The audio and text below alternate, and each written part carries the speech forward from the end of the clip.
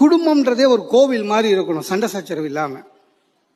ஆனா ஒண்ணு, என் ஒய்ஃபுக்கு நான் தான் சாமி, கடவுள் மாதிரி. அவளுக்கு நான் டெய்லி அர்ச்சனை பண்ணுவான். நானும் கடவுள் மாதிரி வாயே திறக்க மாட்டேன், ஒன்றும் செய்ய மாட்டேன். சண்டை ஆண்கள் நல்லா போடுவாங்களா பெண்கள் நல்லா போடுவாங்களா? கொஞ்ச நேரம் முன்னாடி நீங்க பாத்தீங்க, அந்த அம்மா பேசின பிறகு எனக்கு பேச்சே வரமாட்டேது. எழுந்து வந்து அடிக்குமோன்னு பயமா இருக்கு. பெண்கள் எப்பவுமே தெரியுமா சார், அவங்களுக்கு ஒரே ஆயுதம் என்ன தெரியுமா? வாய். நம்மளால ஜெயிக்க முடியாது. மிலிட்ரி மாதிரி சார், எப்பவும் சண்டைக்கு ரெடியா இருப்பாங்க சார்.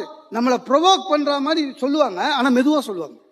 நம்மளை ப்ரொவோக் பண்ண விட்டுட்டு போய் உட்காந்து புக்கு படிக்கும். நம்ம பிபி ஏறி ஓடு கத்தின்னு இருப்போம். வெளியில இருந்து யாராவது பார்த்தா நம்ம தான் கத்தினுக்கிறோம்னு நினைப்பாங்க. அன்னைக்கு என் ஒய்ஃப் ஏதோ சொல்லிட்டு உட்காந்துட்டா, கத்தினுக்கிறேன். எங்க அக்கா வந்துட்டா, என்னடா எப்ப வந்தாலும் நீ கத்தினே இருக்கிறேன்னு. ஆக்சுவலா எங்க அக்கா அடிக்கடி வராம இவன் கம்ப்ளைண்ட் பண்ணி சண்டை வருது. அதுக்கு அது தெரியல. என்ன தைரியங்க நம்மகிட்டே வந்து கேக்குதுங்க ஒய்ஃப், உன் தங்கச்சி எனக்கு பிடிக்கல அப்படின்னு.